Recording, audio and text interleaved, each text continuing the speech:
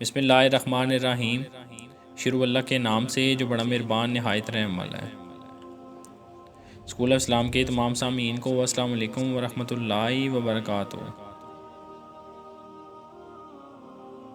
آج ہم آپ کو بتائیں گے کچھ ایسے اقوال زریں جن کو سن کے ان پر عمل کرنے کے بعد آپ اپنی زندگی میں بہت سی تبدیلیاں لا سکتے ہیں۔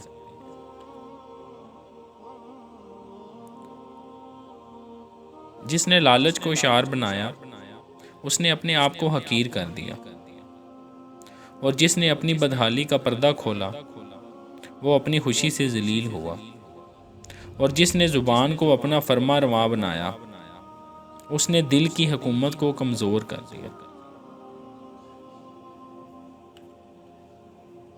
بخل عار ہے اور بزدلی عیب ہے، اور ناداری ذہین آدمی کو ایسا گونگا بنا دیتی ہے کہ وہ اپنی حجت پیش نہیں کر سکتا، اور مفلس آدمی اپنے شہر میں بھی پردیسی ہوتا ہے، اور بیچارگی ایک آفت ہے اور صبر شجاعت ہے، زہد دولت ہے اور پرہیزگاری ڈال ہے۔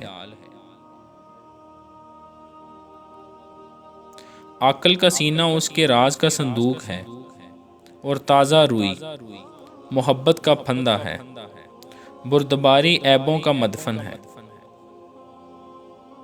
جو شخص اپنے آپ سے راضی رہتا ہے اس پر ناراض ہونے والے بڑھ جاتے ہیں۔ لوگوں سے ایسا میل جول رکھو کہ اگر تم مر جاؤ تو وہ تم پر روئیں، اور اگر جیو تو وہ تمہاری طرف مائل رہیں۔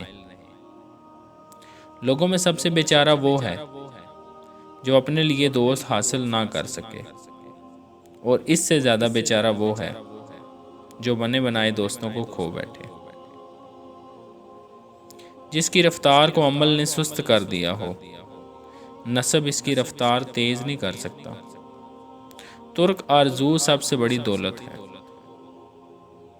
اللہ کی بارگاہ میں وہ بدی جو تمہیں رنجیدہ کر دے اس کی نیکی سے بہتر ہے جس پر تمہیں ناز ہو۔